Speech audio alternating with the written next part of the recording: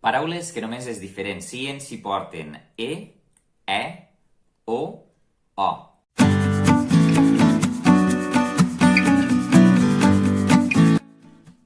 Ja sabeu que en valencià, per a saber si una e és oberta o una o és oberta, han d'estar en síl·laba tònica. És a dir, si jo dic home, d'acord? O és la síl·laba tònica i me és àtona. Quan la e i la o estan en síl·labes àtones, mai poden ser obertes, d'acord? Veieu? O, ver, tes.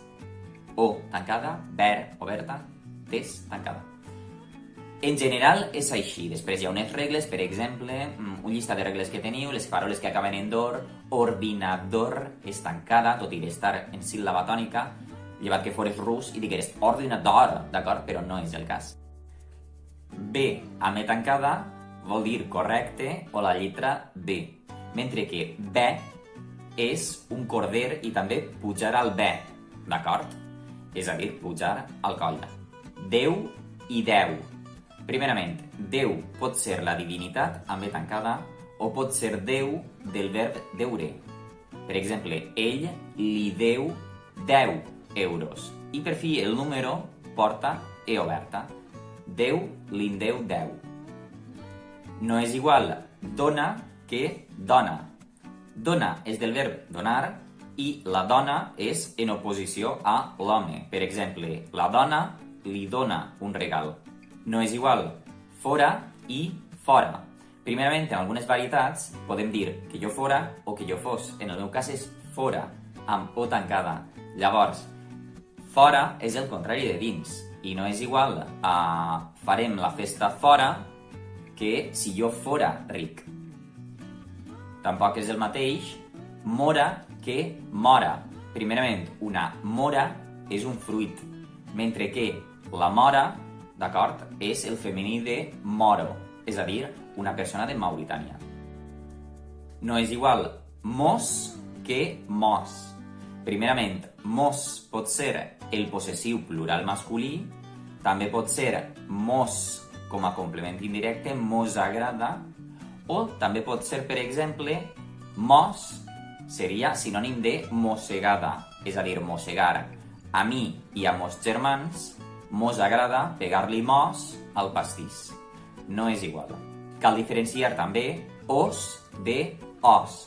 Primerament, un os és sinònim de orso, que és un animal gran, pelut, mentre que os, d'acord, és el que tenim dins del cos.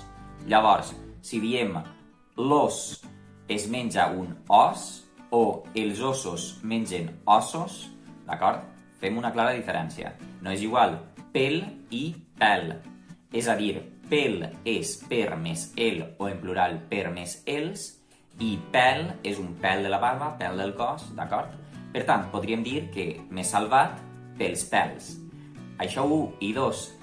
Pels, en ocasions, en la meva varietat ens mengem la L i podem dir pels pèls, pronunciat.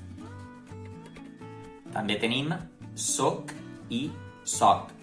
El primer soc és del verb ser, que ja no porta accent, d'acord? Jo soc baixet. I el segon és soc de la sabata, també pot ser a un mercat dels països àrabs o un tros de soca, d'acord? Sempre obert. També tenim son i son. Per exemple, son pot ser el possessiu, son germà i sa germana són molt simpàtics i el verb ser, en tercer el plural. Mentre que son és un estat, tinc molta son. No és igual. No és el mateix tos que tos. És a dir, tos germans m'han ajudat molt, o tancada, mentre que he caigut de tos. És a dir, tos, la part d'ací darrere. Esta potser és la que més fa oix de totes, no? He metret un moc o tancada, mentre que jo moc la fitxa del verb moure. Per als amants dels animals, el meu gat fa meu, d'acord? Meu és el soroll del gat, meu marrameu, mentre que meu és el possessiu. També tenim la paraula joc, d'acord? Que en la meva varietat dialectal seria joker, i per això no presenta cap problema, que és de jocar-se. Mentre que, d'altra banda, joc, d'acord, és el substantiu de jugar. he jugat a un joc, o oberta. I continuem amb un altre número. No és igual, tinc molta set, que el número 7 és el meu favorit, d'acord?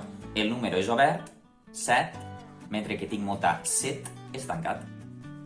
Quan és un adverbi de quantitat, diem molt, estic molt cansat, mentre que el participi de moldre és molt, he molt el cafè, tot i que en la meva varietat fem la forma analògica molgut, que no és normativa, però, en fi, molt, el cafè, molt cansat.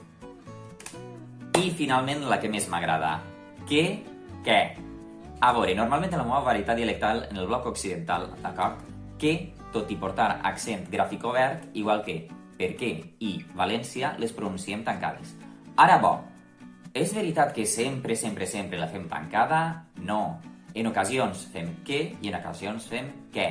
Per exemple, hi ha una expressió molt recurrent que és què. És a dir, quan tu li estàs dient alguna cosa a algú, d'acord? O sigui, aquesta persona està molt d'acord amb tu i et diu què? És a dir, te ho havia dit o no te ho havia dit. També, quan, per exemple, estàs indignat o d'acord, apareix en el diccionari normatiu valencià com a ca, però la realitat és que en ma casa mai s'ha pronunciat ca, sinó què, és a dir, com volen dir-ho, hòstia, què, te ho havia dit o no, d'acord? En ocasions pot expressar coses diferents. En fi, espero que us hagi agradat i que aneu a espai, aneu alerta, perquè no és igual que i o que o en segons quins contextos, d'acord? I en ocasions pot provocar un moment de confusió. Què? En fi, si vos ha agradat, pegueu-li m'agrada, compartiu i subscriviu-vos al canal. Vinga, adeu.